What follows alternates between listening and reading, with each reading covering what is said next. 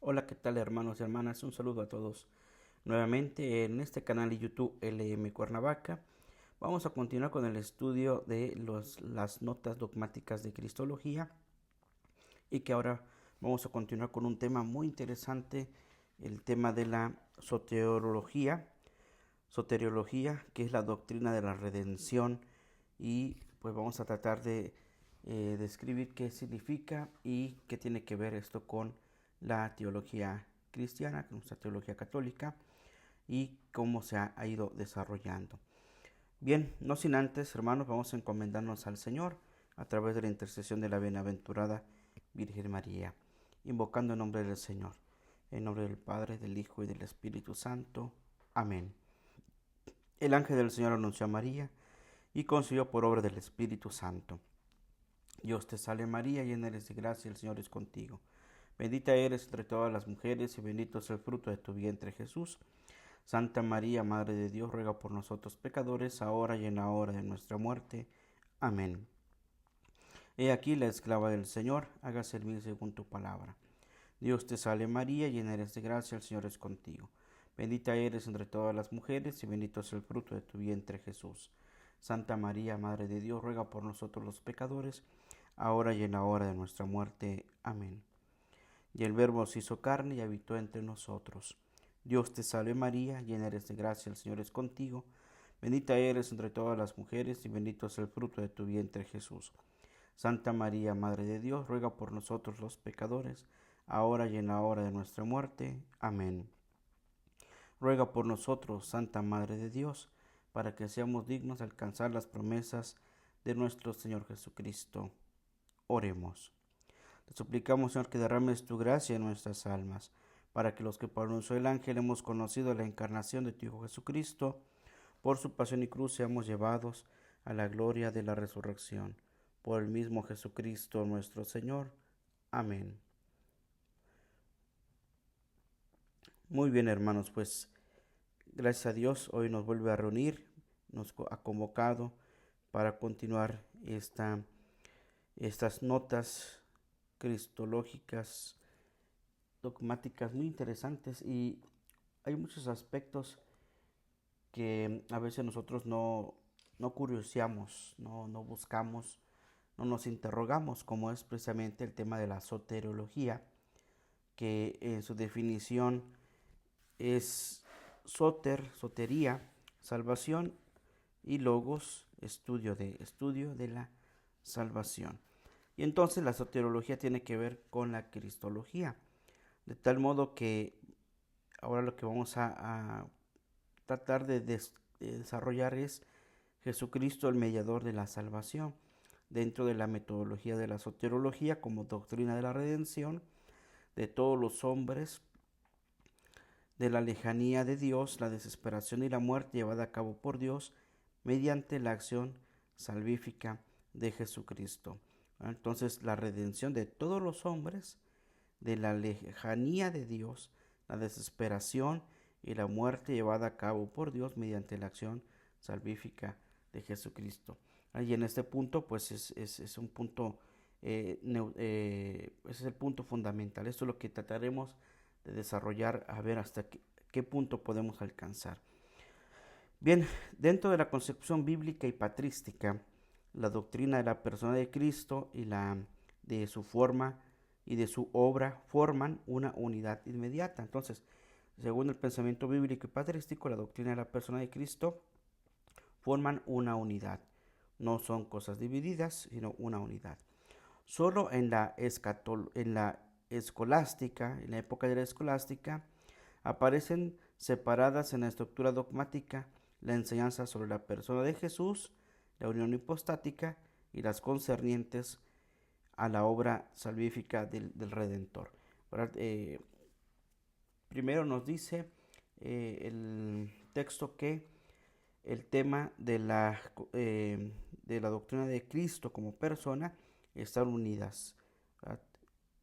Tanto lo humano como lo divino. Pero en la escolástica ya hacia el final de la época escolástica, algunos comenzaron a dividir el tema de la unión hipostática y otro el tema de la salvación. Vamos a ver cómo se ha desarrollado. Y como consecuencia de la insistencia puesta en la aceptación subjetiva de la gracia, la oposición al pelagianismo, la teología occidental de la redención centró su análisis en dos perspectivas, a saber, ¿verdad? Vamos a ver, y antes de saber cuáles son estas dos perspectivas, vamos a definir rápidamente qué es el pelagianismo. Bien, el pelagianismo es una posición teológica cristiana expuesta en los siglos IV y V y considerada herética en el concilio de Cartago en el año 418. ¿Cuál era lo que sostenía este pensamiento? Sostenía que el pecado original no manchó la naturaleza humana y que los seres humanos, por gracia divina, tienen libre albedrío para alcanzar la perfección humana. Muy interesante porque aquí de la cristología nos lleva al tema de la gracia, que es un estudio que propiamente también tiene su parte, pero el tema de la gracia o la teología de la gracia, que se estudia de manera puntual, también muy específicamente en otro espacio. Aquí no lo vamos a abordar, pero sí quiero que hagamos notar lo que dice el texto y lo que dice la definición del pelagianismo. Primero, el pelagianismo dice que el pecado original no manchó la naturaleza humana y que no ha pasado de generación en generación, como sostenemos nosotros. El pecado de Adán y Eva ha pasado como pecado original hasta el último recién nacido que haya nacido hoy. Todos tienen el pecado original. Pero el pelagianismo dice que no manchó la naturaleza humana y que los seres humanos, por gracia divina, tienen libre albedrío. Entonces, que todos los seres humanos, por la gracia divina, tenemos la libertad y así alcanzar la perfección humana. Y nuestra teología, nosotros recibimos también la gracia, ¿verdad?, cuando recibimos el bautismo. Al recibir el bautismo se nos da la gracia del Espíritu Santo y de ahí en adelante nosotros podemos alcanzar la salvación. De hecho, ya el bautismo ya es el acceso a la salvación. Entonces, prácticamente tenemos el pase de entrada. Y el pelagianismo no, el pelagianismo más bien va porque el pecado original no manchó la naturaleza humana, los seres humanos, y por gracia divina tienen libre albedrío para alcanzar la perfección humana. Y nosotros la vamos alcanzando también, pero primero el pecado se nos viene arrastrando en todos los seres humanos y al final, ¿verdad?, por medio del bautismo recibimos la gracia santificante, la gracia de Dios para alcanzar la salvación. Obviamente, pues en la libertad. La libertad siempre va a permanecer en el pensamiento de Dios. Bien, entonces ahora vamos a pasar eso a lo que dice esta perspectiva teológica occidental. ¿Qué dice? Por un lado, en la redención objetiva mediante la encarnación de Logos y el sacrificio expiatorio vicario de Cristo en la cruz, y por otro lado, en la apropiación subjetiva de la obra salvífica de Cristo por los creyentes en el acontecimiento de la justificación y de la santificación personal. Esto sucede en virtud de la gracia interna del Espíritu Santo que sostiene y fundamenta los actos básicos humanos de la fe, la esperanza y la caridad, el amor. Ahora, entonces aquí ya nos va a llevar, ese tema también nos va a llevar a la neumatología y a la doctrina de la gracia, como les decía. Entonces, en ese aspecto, aquí están definidas las dos consecuencias o las dos posiciones del tema de la redención de Cristo. Uno, la redención objetiva mediante la encarnación, que ya hablamos de la teología de la encarnación, de Logos y del sacrificio expiatorio que Jesús ha dado como vicario en la cruz. Y segundo, la apropiación subjetiva de la obra salvífica de Cristo por los creyentes en el acontecimiento de la justificación y la santificación personal. Y nosotros lo vamos haciendo. Y el pelagianismo decía que no. El pelagianismo decía que ya por la gracia divina, pues ya éramos libres y hacíamos lo que quisiéramos. En cambio, nosotros dentro de la perspectiva teológica o la soterología, es necesario la justificación y la santificación personal constantemente, y esto sucede por la gracia del Espíritu Santo, la gracia interna que se nos ha dado, que sostiene y fundamenta los actos básicos de la fe, la esperanza y el amor. Entonces, hermanos, no podemos, habrá mucha gente que actúa, que es buena persona, que son buenos seres humanos, pero sin la gracia divina. Ese es un plus, un extra, digamos, interno, que nos da la capacidad de que no solamente de ser buenas personas, sino que tenemos la gracia, ¿verdad?, de la santificación. Y voy a poner un ejemplo muy sencillo de esto. Cuando tú oras por alguien, cuando tú haces un acto de generosidad, de caridad, de amor, cuando tú le dices a alguien un consejo de esperanza o le das ánimo para que abunde en la fe, crezca en la fe, ya nosotros estamos haciendo precisamente ese acto, ¿verdad? Ese acto santificante. No solamente nos estamos santificando a nosotros, sino que también santificamos a los demás. Bien, ahora, dentro de la teología actual, la cristología y la soterología deben ser analizadas y expuestas de nuevo en virtud de su radical y fundamental unidad como un mismo tratado dogmático. Por eso aquí dentro de la cristología entran los dos tratados, el tratado de la soterología como el tratado de la cristología. Ahora, la fuente y el contenido de la soteriología es la persona de Jesús en todo su contenido. Y la soteriología es cristología en cuanto que en ella se destaca el aspecto de la proexistencia de Jesús. No está hablando de la soteriología tiene que ver con el aspecto de la salvación dada por Jesucristo. Y la soteriología es coextensiva con la autocomunicación divina que se concreta escatológicamente en la encarnación del Hijo de Dios. Entonces, la teología tiene que ver también cómo se autocomunica la divinidad, ¿verdad?, y cómo va pasando, ¿verdad?, por medio de la encarnación hasta el momento de la crucifixión. Todo es un periodo. Jesús es el Salvador entonces absoluto y el portador de la esperanza de la humanidad que atrae a todos hacia sí. Ese momento sublime de Cristo que dice, cuando sea yo elevado en lo más alto, atraeré a todos hacia mí. Estamos hablando de llegando a la plenitud, que es la cruz. En él ha alcanzado la universalidad de la voluntad salvífica divina, en la singularidad de un hombre histórico, una concreción insuperable y ya irrevocable. Cristo como el universale concretum. Cristo como la base, el fundamental, la piedra angular, el concreto universal de la salvación.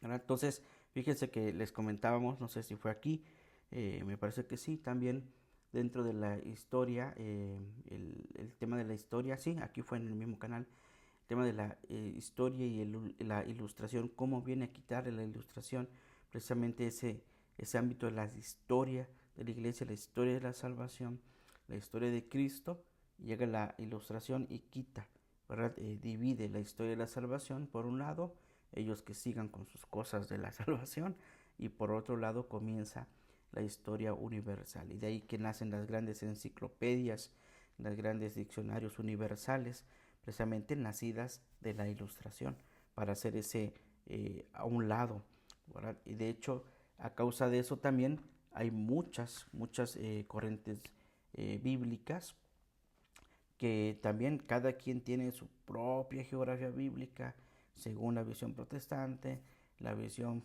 geográfica bíblica según esta comunidad, y entonces hay infinidad de textos, ¿verdad? Y cada uno a veces concuerda, a veces desvaría, ¿verdad? Pero eso se causa precisamente de el haber quitado la historia de la salvación.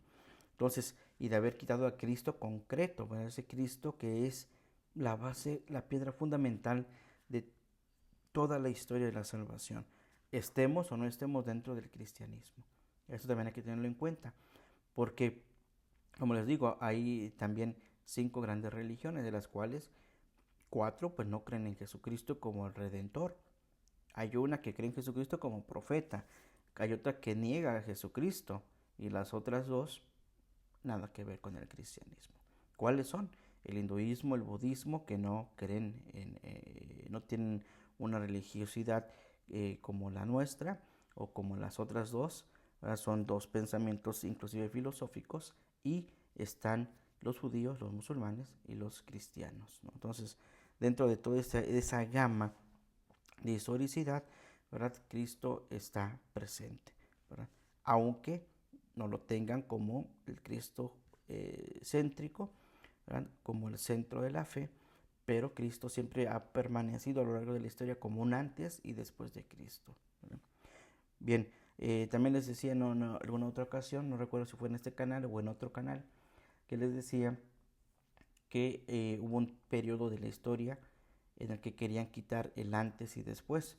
Querían poner antes de nuestra era y después de nuestra era. Entonces, creo que ya no se hizo, porque hasta ahorita no he leído nada que tenga que ver con un texto que me diga antes de nuestra era y después de nuestra era. Pero por ahí se empezó a decir, iba a verse ese cambio igual, para quitando a Cristo pues de ese interno, antes de Cristo y después de Cristo. Bien, lo dejamos ahí. Jesús pues es a través de su humanidad el camino por el que la palabra de Dios llega a los hombres en el curso de la historia, y el camino asimismo por el que los hombres pueden llegar a Dios. ¿Ven? Ahí está Cristo.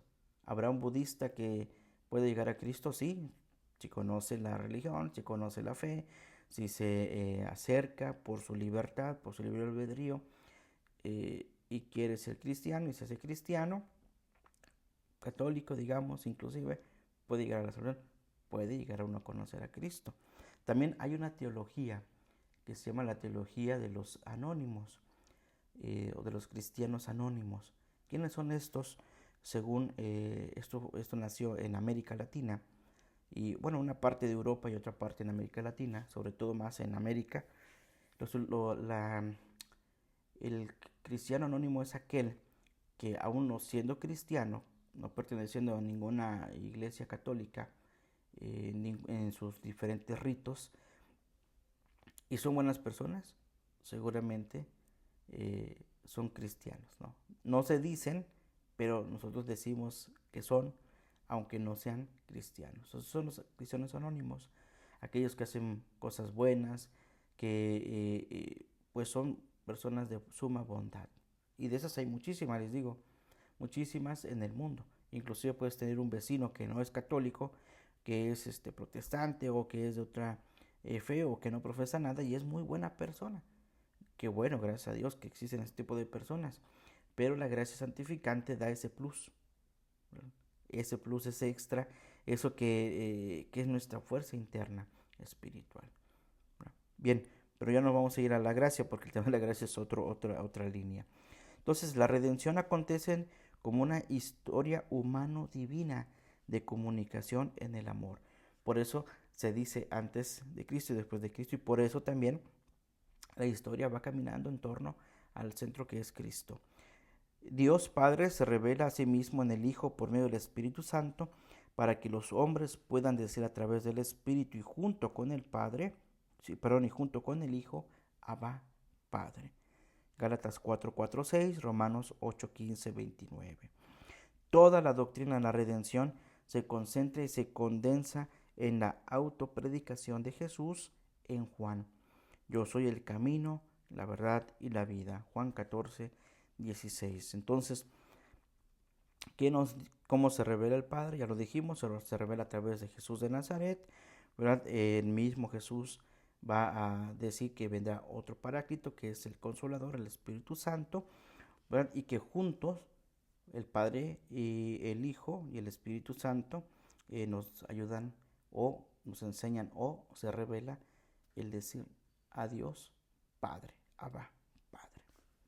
Toda la doctrina de la redención se concentra y se condensa en la autopredicación de Jesús en el Evangelio de San Juan, como dijimos: yo soy el camino, la verdad y la vida. ¿Y qué dice? Nadie va al Padre si no es por medio de mí. Bien. Ahora entonces, la unidad de la persona de Jesús en su naturaleza humana y divina se revela como el punto de referencia dinámico de la soterología. De ahí que marca precisamente esa unidad. Y así San Agustín describe, vamos a leer lo que dice San Agustín. Dice Agustín, pero para que el espíritu pudiera avanzar con total seguridad por este camino de la fe hacia la verdad misma, Dios, el Hijo de Dios, al revestirse de la humanidad sin desvestirse de la divinidad, ha fortalecido y fundamentado esta fe para que el hombre tuviera un camino hacia el Dios del hombre por medio del Dios hecho hombre. ¿Sí? Pues este es el mediador entre Dios y el hombre, Jesucristo, 1 Timoteo 2:5. Y es el mediador precisamente porque es hombre y precisamente por ello es también el camino. Si hay en efecto un camino entre el caminante y su meta, entonces hay esperanza de alcanzarla. Pero si tal camino no existe o no se sabe cuál elegir, ¿de qué sirve conocer la meta? El único camino plenamente seguro frente a todas las desviaciones se está dando en el hecho de que uno y el mismo es Dios y hombre a la vez. Como Dios, la meta, como hombre, el camino. Por eso Jesús dice, yo soy el camino, la verdad y la vida. ¿Verdad? Y así lo desarrolla San Agustín en ese amplio conocimiento que desarrolla tomando elementos filosóficos de Platón y de otros filósofos y acuñando ya una teología católica cristiana que se va desarrollando dentro de la época de los padres de la Iglesia. Bien, eso es primeramente la metodología de la soterología.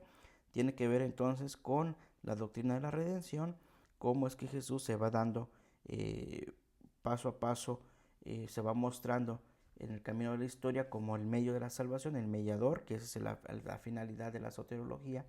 La mediación para alcanzar al Padre es por medio de Cristo. Y así se condensa toda la teología actual, toda la cristología, toda la soterología, y el contenido de todo esto, el centro de todo esto es la persona de Jesús. Y ese es el ambiente en este primer punto. Vamos a un segundo punto, el testimonio bíblico de la salvación y del mediador salvífico. Vamos a ese punto porque me parece también muy interesante que pues tengamos estas bases bíblicas. Primero, la salvación es en el Nuevo Testamento la cifra y la síntesis de la plenitud y la consumación de todos los anhelos humanos de verdad y vida, de libertad y de amor en Dios, creador y consumador de su criatura. La voluntad salvífica eterna de Dios adquiere forma histórica en sus obras redentoras, salvadoras y liberadoras. Entonces la salvación en el Nuevo Testamento es una cifra y síntesis de toda la plenitud, todo lo que se desarrolló a lo largo del Antiguo Testamento, todo lo que se desarrolló a través de la historia, se concretiza en el Nuevo Testamento. ¿En quién? En la persona de Jesús, consumador de su propia criatura. Entonces Él es el que le va a presentar al Padre Dios la redención de la criatura, la humanidad nueva, redimida por la sangre de Cristo. Ahora, la salvación no es pues una situación anímica humana distinta de Dios. No es que a Dios no tenga consideración, ¿verdad? O no es que sea un parche nada más. No.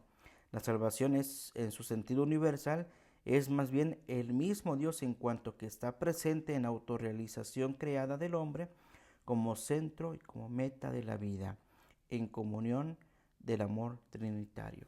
Esto es muy interesante porque no es que Dios esté alejado, ese Dios lejano, como dijimos al principio, ¿verdad? La soteriología es la doctrina de la redención de todos los hombres de la lejanía de Dios. A veces pensamos así, es que Dios está lejos, no, pero Dios está presente y en cuanto está presente, está en la autorrealización creada del hombre como centro y meta de la vida, sin quitar esa comunión trinitaria, esa comunión de amor trinitario. ¿verdad? Entre el Padre, el Hijo y el Padre, el Hijo y el Espíritu Santo, ese amor trinitario, esa comunión, pero estando presente también en la autorrealización del hombre como centro y meta de la vida, ¿verdad? Y en ese camino, pues nosotros vamos haciendo nuestra propia autorrealización en la libertad. No está como dejándonos sumisos o que tengamos que hacer, ¿verdad?, a fuerzas o por opresión de Dios, no. Dios que nos ha dado la autorrealización. Tú realízate, ¿verdad? Y si tú tienes al centro de Cristo en tu vida, ¿verdad?, ese universale concretum, entonces, ¿qué más puedes pedir? Bien, ahora la salvación designa también la relación personal entre Dios y el hombre. En torno a este centro se lleva también a cabo la nueva ordenación de la existencia creada, del escenario histórico dramático de la experiencia de la salvación. Entonces, esa relación entre Dios y el hombre, pues designa la salvación. No hay otro medio de salvación, hermanos. No te va a salvar a través de las piedras, a través del agua, no, te va a salvar a través del hombre, ¿verdad? Y el hombre concreto es Cristo, ¿verdad? Y el hombre concreto para Dios somos nosotros los hombres, ¿verdad? Bien, entonces la autorrealización personal del hombre subsiste en sus condiciones naturales en los siguientes niveles. Primero, de los principios estructurales del hombre en espiritualidad, libertad y corporeidad. Entonces, pensando así vagamente, ¿no?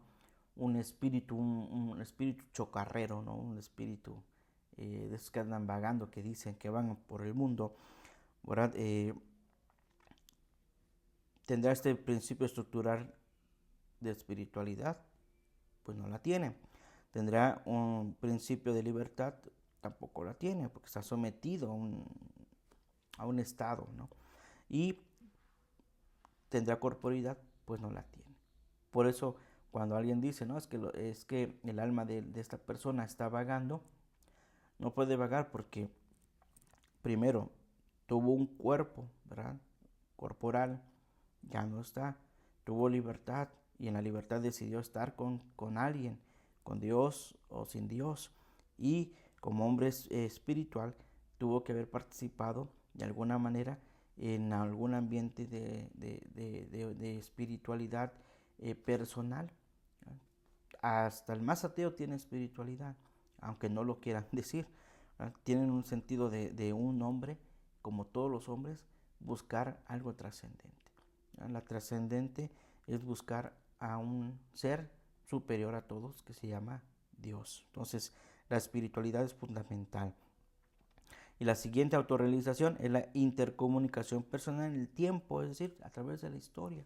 Yo he dicho en algún momento que el hombre es inmortal, aunque sabemos que somos mortales.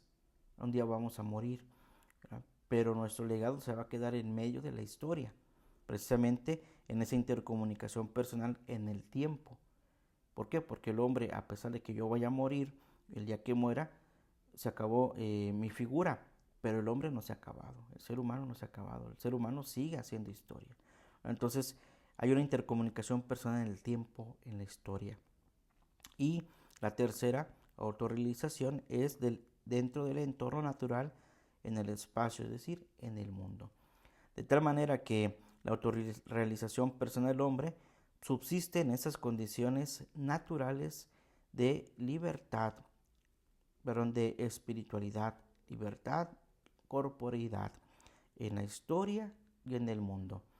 No hay otra mejor realización, autorrealización del hombre que a través de las condiciones naturales en las que vivimos, ¿verdad?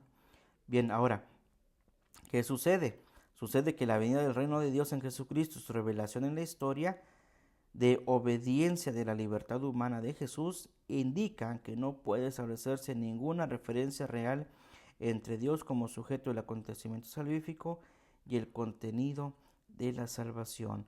Entonces, la venida del reino de Dios en Jesucristo se revela en la historia por la obediencia humana de la libertad de Jesús, ¿verdad? Libremente Él acepta el camino de la redención.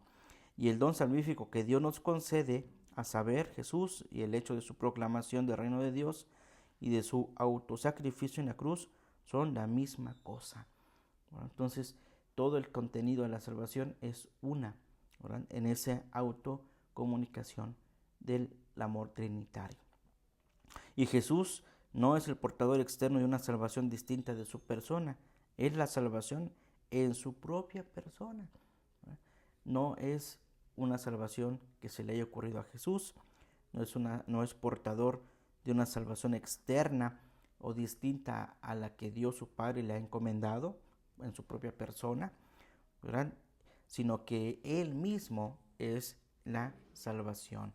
Decían por ahí en algún momento, dentro de la época del Papa Benedicto XVI, que decía que la verdad, que la Iglesia Católica no tiene la verdad,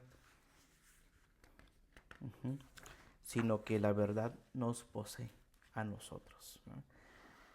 ¿Cuál es la verdad? Cristo. También decía el Papa Benedicto XVI que el reino de los cielos no es un reino alejado, sino que el reino es muy cercano, dice. Y ese reino se llama Jesucristo. Y es precisamente esto que estamos diciendo, ¿verdad? Entonces, no hay otra experiencia de salvación más que la dada por Jesucristo.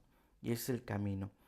Bien, ¿qué dice los pasajes bíblicos? Dice 1 Corintios 1:30, Jesús es para nosotros sabiduría, justicia, salvación y redención. Efesios 2:14, es la paz y la reconciliación. Juan 14:6, es la vida, la verdad y el camino. Colosenses 2:3, en él están ocultos todos los tesoros de la sabiduría y del conocimiento. Colosenses 1:27, Cristo es en nosotros la esperanza de la gloria. Y 1 de Juan 5:20, Él es el Dios verdadero y la vida eterna. Y Juan 17:21 al 23 y 1 de Juan 1 del 1 al 13, solo por medio de la comunión con el hombre Jesús hay también koinonía, comunión con el Hijo del Padre en el Espíritu Santo, como Dios y hombre es el mediador de la comunicación humana divina en el amor. ¿Verdad? Esto es muy interesante, hermanos, por eso de alguna manera los textos bíblicos son contundentes. No hay mayor hondura que ver a Cristo desde esta fuente natural de la autorrealización del hombre. Nuestra autorrealización estaba en base en Cristo. Ahora, Cristo también establece una relación. Cristo restablece la relación de los hombres con Dios rota por el pecado al aceptar sobre sí, siendo inocente, nuestros pecados en nuestro lugar, al sepultarlos consigo en su muerte y al revelar y hacer accesible en su resurrección la nueva vida de comunicación con Dios en el amor. Fíjense qué bello es esto. Cristo restablece esa relación, lo restablece con los hombres. ¿Por cómo lo hace? Lo hace tomando, dice, sobre sí el pecado, haciéndose inocente. Nuestros pecados, toma nuestros pecados siendo Él inocente, los sepulta, ¿verdad?, en la muerte, y al revelar y hacer accesible en su resurrección la nueva vida de comunión con Dios en el amor. ¿Verdad? Qué bello es esta parte fundamental de nuestra fe cristiana, de nuestra teología, porque esa relación que se había visto rota por el pecado, ahora Cristo la ha renovado. Y aquí voy a incluir algo que no está en pero dentro de la teología del orden sacerdotal, ya comenté, si no mal recuerdo, que hay dos condiciones para que Cristo sea sumo sacerdote y eterno. Una, la obediencia filial al Padre, totalmente. La obediencia hasta el final, dar la vida hasta el final, la obediencia. Y segundo, ser solidario con los hombres. Y eso que les estoy diciendo, que es parte de la teología del orden sacerdotal, también está aquí, pero en otras palabras, en lo que acabo de comentar. Cristo entonces ha restablecido esa relación de los hombres con Dios, que había sido horta por el pecado, pero que él, siendo inocente, tomó nuestros pecados, se solidariza con el hombre, sintiendo el sufrimiento, el dolor y la angustia, y por eso sepulta en el sepulcro donde fue excavado, donde él durmió 3 días. Ahí fue puesto el pecado. Y nos enseña, dice, nos revela lo accesible al Rey, la resurrección, porque Jesús sale victorioso de entre el sepulcro, resucita de entre los muertos y nos da una nueva vida, ¿verdad?, en comunión con Dios en el amor, ¿verdad? Entonces, la misma obediencia de Cristo es en amor. No lo hace porque esté obligado o porque ya no le quede de otra, sino porque lo hace por amor. Bien, entonces la caída generalizada fundamentada en Adán, en la muerte, el más cruel enemigo del hombre, ha quedado superada en Cristo. ¿Ya? Esa muerte que dominaba al hombre ha sido destruida, o más bien dominada, superada por Cristo. Por eso Él es el Cristo, por eso se dice que en el nombre de Jesús toda rodilla se doble en el cielo, en la tierra y en el abismo del infierno. Y todos proclamen que Jesucristo es Señor, para gloria de Dios Padre. Entonces, con la resurrección ha ganado la vida nueva para todos los hombres. En el Espíritu Santo, sus discípulos se convierten en sus hermanos y hermanas y participan por el poder de la gracia que está en sus corazones.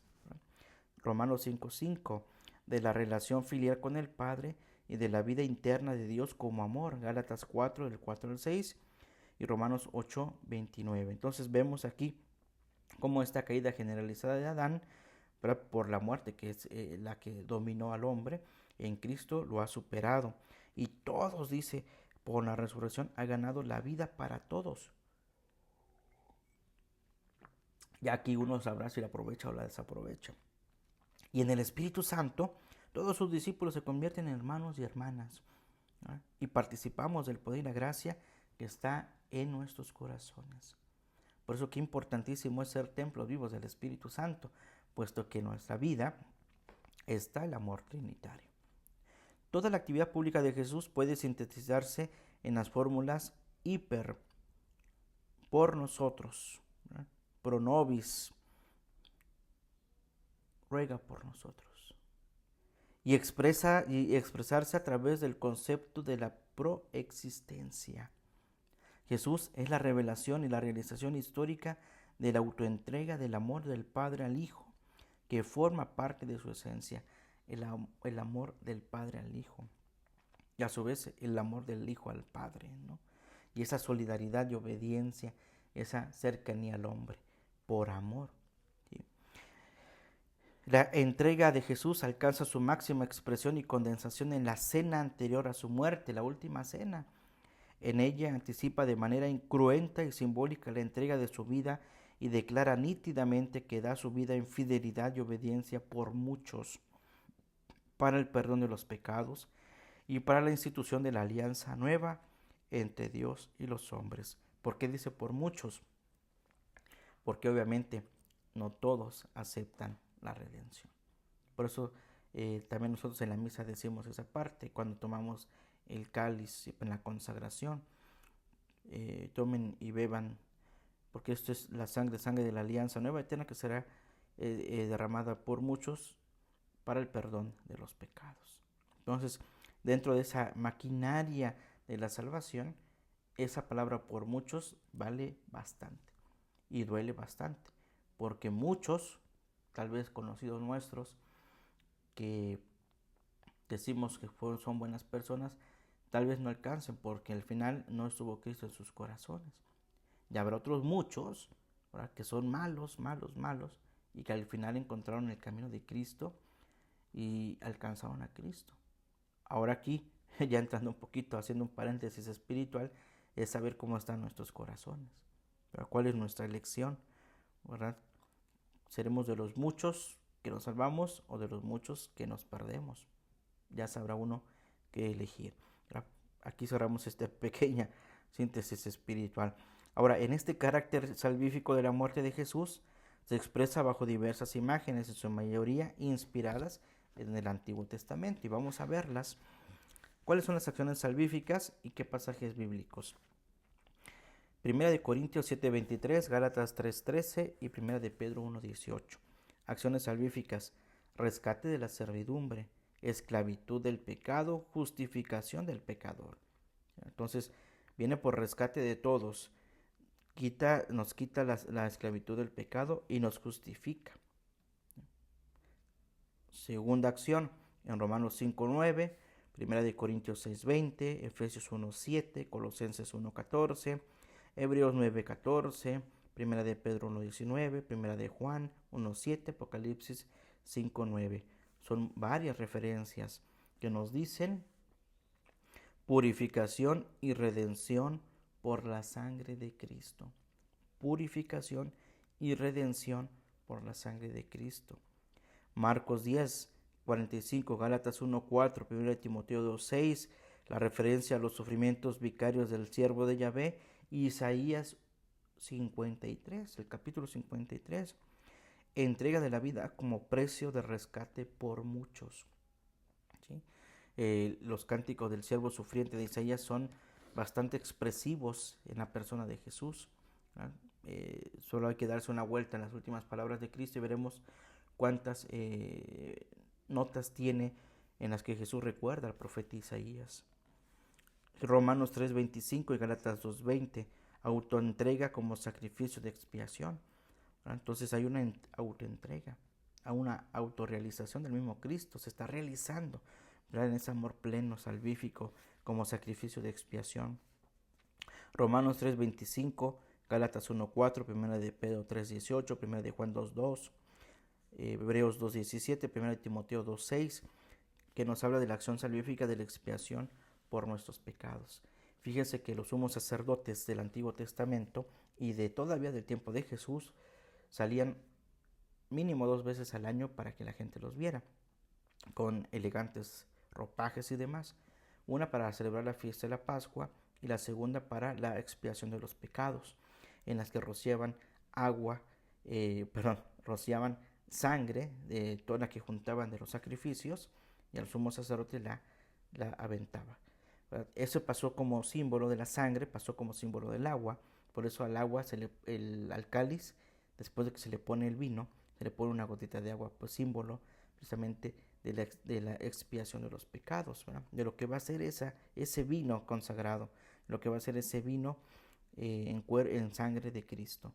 Y San Agustín va a decir que el agua bendita también simboliza el perdón de los pecados, puesto que es una imagen simbólica igual cuando es aventada del agua asperjada, ¿verdad? Así como se asperjó también la sangre, así también va a ser asperjada el agua, ¿verdad? Y cuando uno toma tantita agua y se la pone, dice San Agustín, es la expiación de nuestros pecados, con una gotita que te caiga nada más, ¿verdad?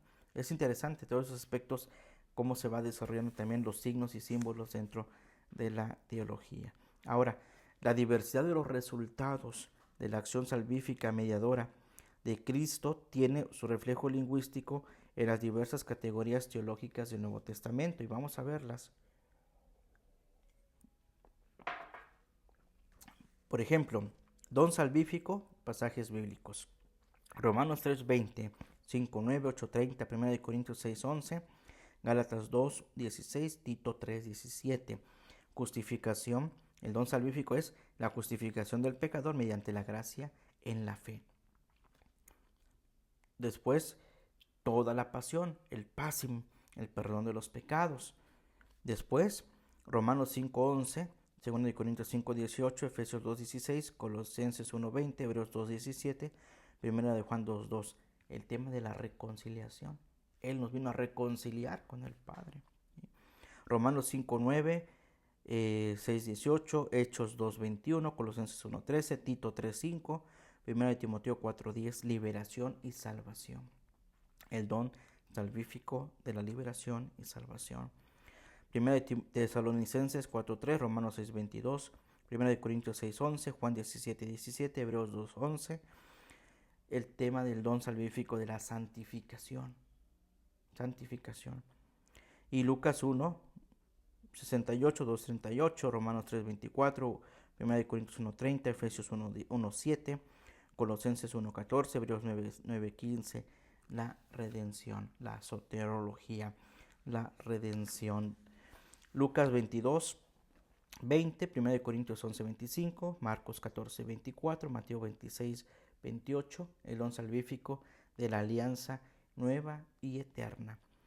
1 Corintios 1:9, 2 Corintios 3:13, Romanos 5:1, Efesios 1:3, 1 Juan 1:3, Juan 16:33, Hechos 10:36. El don salvífico de la comunión y paz con Dios y con los hombres, el príncipe de la paz. Romanos 8:29, Efesios 1:17, 2 de Pedro 1:4, la participación en la vida y la naturaleza de Dios. Todos participamos, por eso la importancia del cuidado del templo del Espíritu Santo. Juan 3:5, Tito 3:5, el nuevo nacimiento para la vida nueva. Aunque aquí no está mencionado, pero también Pedro habla de que nosotros somos como niños que todavía tomamos de la leche materna, porque vamos creciendo, vamos desarrollándonos, ¿verdad? El nuevo nacimiento para la vida nueva. Segunda de Corintios 5:17, Gálatas 6:15, Efesios 4:24, la nueva criatura. Somos nuevas criaturas en Cristo Jesús. Por eso cuando se bautiza un niño o un catecúmeno, cuando se celebra un bautismo se dice, ¿verdad? Que ya ha sido, ya es hecho una nueva criatura en Cristo, ¿verdad? Y por eso se le ponen el crisma de la Santa Unción, el crisma que es ser Cristo ungido, ¿verdad? A todos aquellos que han sido bautizados, ¿verdad? Como ese signo pues de la vida nueva. Ya ha sido transformado en nueva criatura, te has vestido de Cristo. Que esta vestidura nueva sea para ti el símbolo de tu nueva dignidad de cristiano. Con la ayuda, consejo y ejemplo de tus familiares, consérvala sin mancha hasta la vida eterna, ¿verdad? Entonces en ese momento estás tocando el vestido blanco del niño o del adulto, ¿verdad? Entonces el adulto, por que ya conoce, ya sabe, ya es catecúmeno, ha escuchado la palabra de Dios, ha ido al catecismo, ya lo sabe, sabe que lo que va a hacer ahora él es dar testimonio de Cristo. El bebé que no conoce, que no tiene ese conocimiento adquirido, pero que por medio de sus padres y padrinos es llevado, es conducido a la gracia de la salvación, ¿de dónde va a aprender eso? Pues se supone que lo va a aprender de sus padres y padrinos. Para eso están 4 elementos o 3 elementos, ¿verdad?, que conforman esa relación de padres y padrinos y el niño, ¿verdad? Hablo de 3 porque pueden ser los padrinos y la mamá o los papás y un padrino, ¿verdad? E incluido el niño ahí, ¿verdad? El niño viene aunque no está anotado entre los 4 y 5, el niño pertenece dentro de ese margen familiar, ¿verdad? El esquema del conocimiento de la fe en Dios, ¿verdad? Por eso suele haber a veces mucha ignorancia de parte de nuestros hermanos separados y de muchos, ¿por qué bautizamos a niños? ¿Sí? Es cuestión de venirse acá, ¿verdad?, a desconocer un poco la cristología, la soterología y descubrir qué importantísimo es el bautismo, ¿verdad? Un adulto lo va a conocer, y muy pocos adultos conocen a Dios a través del catecumenado y no están bautizados y nunca lo van a conocer, ¿verdad? Habrá otros que sí lo van a conocer, se van a bautizar y caminarán según su libre albedrío. Pero un niño no, un niño va a conocer a Cristo a través de la educación de la fe de sus padres y padrinos. Por eso comienza el bautismo diciendo eso. ¿Qué nombre quiere darles a tu niño? Fulano de tal. Que ustedes que ven, lo presentan ante la iglesia, le van a poner ese nombre. ¿Qué le piden a la iglesia para este niño? El bautismo. Entonces ustedes que piden el bautismo para sus hijos deben darse cuenta de que contraen la obligación de educarlo en la fe. Si en ese momento el papá pone atención, mamá pone atención y sabe que no va a poder educar a su hijo en la fe, mejor desistan del bautismo. Hablando así en términos coloquiales, no, ya ni lo bautices, no vas a poder, ¿sí? No, pues es que lo quiero bautizar. Bueno, si lo vas a bautizar, tienes que tener tiempo también para enseñarle a orar, por lo menos a orar, a conocer la palabra de Dios, a conocer el templo, la iglesia, quiénes son sus hermanos, hermanas en la fe, Todos esos elementos se van enseñando en casa y no en la catequesis. La catequesis refuerza el conocimiento de adquirido del niño en su casa. Ahora, el padrino, los padrinos que son testigos de ese acontecimiento, se les pregunta también, ¿y ustedes que han sido elegidos como padrinos están dispuestos dispuestos a ayudar a los padres de estos niños a llevar a cabo esa educación en la fe? Y la respuesta, si es positiva, deben de ayudar, no que se desaparecen, se pierden, etcétera, ¿no? Deben de ayudar, y si pusieran atención y dijeran, no, pues no voy a poder, la verdad no voy a poder con este niño, no voy a tener tiempo ni de verlo, pues no, padre, ¿no? Entonces ahí se busca otro padrino, ¿no? Pero sí, suena feo esto, pero a veces no tenemos el pleno conocimiento de lo que es el sacramento bautismal. Y de ahí tantas broncas y peleas que luego tienen las catequistas con los niños, con los papás, en fin, muchos problemas, ¿no? Pero bueno, ahí lo dejamos así, hermanos. Bien, ahora vamos a ir concluyendo esta parte. En el Evangelio de San Juan, el fundamento de la redención es la muerte sacrificial de Jesús como Cordero de Dios, Juan 1:29. En esta muerte revela el Padre la gloria de su amor absoluto. Por tanto, amó Dios al mundo, que entregó a su Hijo único, para que todo el que cree en Él no perezca, sino que tenga la vida eterna. Juan 3:16 y 1 de Juan 4:9. Entonces los fieles tienen ya desde ahora como suyos los dones de la redención, merced a la conversión, la fe, el seguimiento, el bautismo y la Eucaristía. Los dones esenciales son la recepción del Espíritu Santo, la justificación del pecador y la inserción en la filiación divina. Entonces ahí viene esa carga hacia acá, ¿eh? También están dados ya que desde ahora los dones futuros de la redención. De todas formas, todavía sigue pendiente su revelación definitiva en la parucía. Hay un pendiente todavía, el pendiente de la parucía, la segunda venida de Cristo. Pero ya desde ahora todos estamos dotados de los dones futuros de la redención, ¿verdad? Ya estamos dotados, ¿verdad? Y para poner un ejemplo de eso, es un ejemplo que ya he puesto varias veces, en la que nosotros somos ayuda a nuestros hermanos, ¿verdad? Somos ayuda, somos extensión de la salvación. La iglesia es extensión de la salvación, ¿verdad? Entonces, cuando hacemos un acto de generosidad, cuando nosotros ayudamos a alguien a buen morir, cuando a alguien le enseñamos a corregirse, cuando enseñamos la fe, estamos haciendo la extensión de Cristo. Y eso es muy interesante. Y termino con algunos pasajes bíblicos y los bienes salvíficos futuros, ¿sí? Bienes salvíficos futuros. Pasajes bíblicos. 1 de Corintios 15:12 y Juan 5:25, la resurrección corporal. Los bienes salvíficos futuros, la redención, la resurrección corporal, la resurrección de entre los muertos.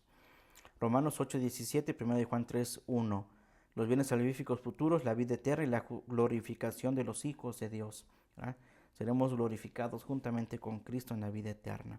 Segunda de Corintios 13:12 y primera de Juan 3:2, la visión de Dios cara a cara, querer ver a Dios cara a cara, guardar tesoros en el cielo para poder ver el rostro de Dios. Primera de Tesalonicenses 4:14, Hechos 20:32, Efesios 1:10, Hebreos 12:22 al 4.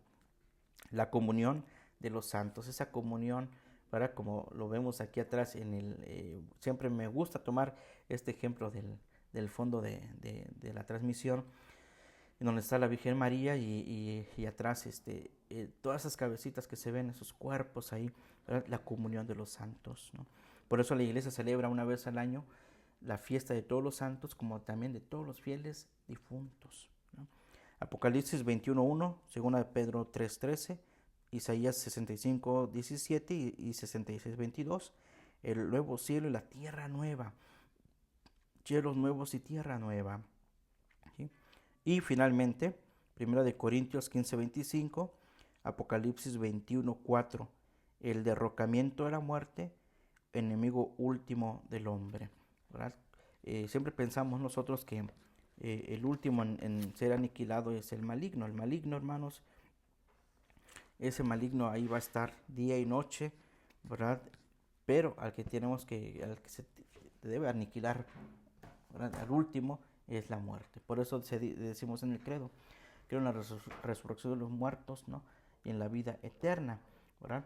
Porque va a venir porque va a venir Dios a juzgar a vivos y difuntos. Y ese es el gran pendiente que tiene la parucía, en la que estamos esperando también nosotros, que llegue el momento de unirnos a Cristo, ¿verdad? Cuando venga a juzgar a vivos y muertos. Pero todo ese, hermanos, es precisamente esta gran teología en la que nos estamos inmersos, ¿verdad? Muy bien, hermanos, pues aquí le dejamos y si Dios nos permite nos vemos el viernes para continuar con algunas notas dogmáticas de Cristología. Vamos a terminar ahora con la oración al siervo de Dios, Alfonso Lam.